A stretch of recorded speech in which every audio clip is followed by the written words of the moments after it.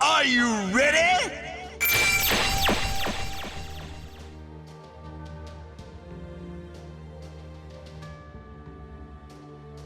Hello everyone and welcome to the FGO recap for the month of June. This month featured the long-awaited release of Lost Belt 4, as well as the final Guda Guda event. Spoiler alert, it's not the final one. There were also a few campaigns going on in between those major ones, so let's talk about those events.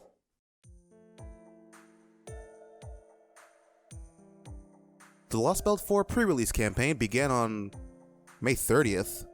Oh god damn it, DW, why do you have to release events after I record these things? Anyway, this event added a limited time master mission that rewarded players with 10 free Sane Quartz for clearing Lost Belt 3. The event also applied half AP for all main quests, excluding Arc 1.5 as per usual. The pre-release campaign also added a banner for the 5-star Archer Arjuna and the 4-star Saber Rama.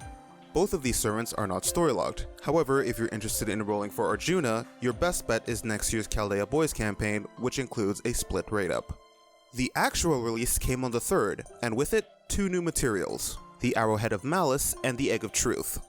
Banner 1 for the campaign released 3 new servants, the story-locked 5-star Moon Cancer Great Statue God, the 4-star Saber Lakshmi Bai, and the 3-star Archer William Tell.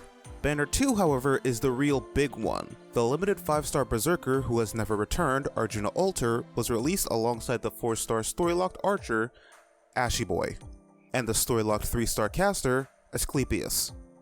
This banner was an extremely valuable one, as all of these servants are quite frankly amazing. Arjuna has never returned after this banner, not at the time of recording this at least, so your only chances for him are on GSSR banners. Ashy Boy will be available again on this Christmas banner if you're interested.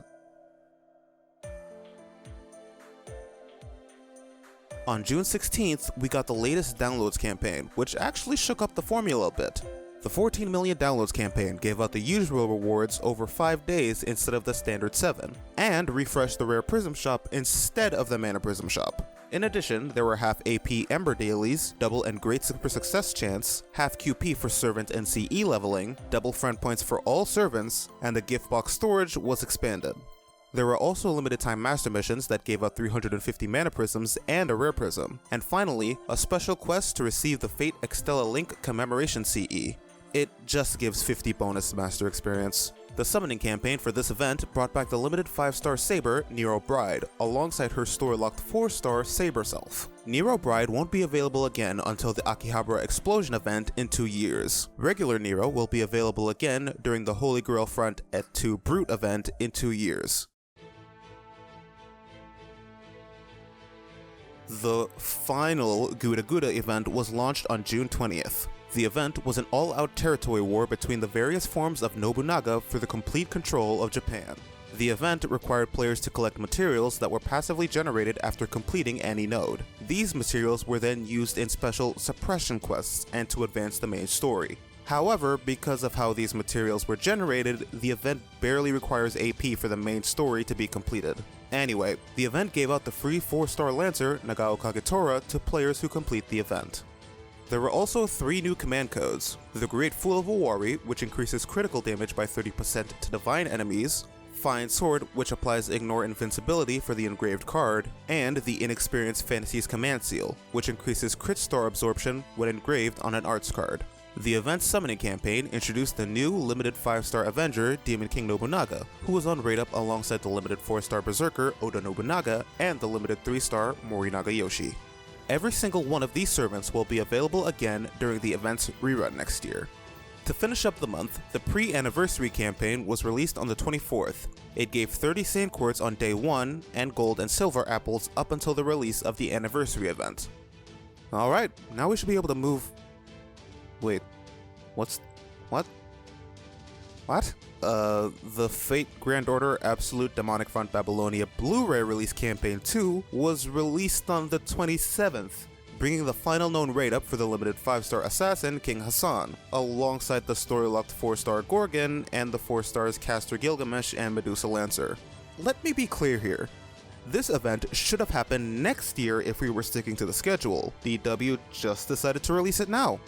Anyway, if I were you, I'd hold on to those cords. Anniversary makes some big changes to the summoning system, and we have no idea if that's going to affect the King Hassan banner. So I'd recommend waiting before you roll to see if this banner is affected by said changes. And that's for it this month. Aside from DW screwing with us at the end, things went about as expected. Let's quickly go over next month as there are some big things to expect.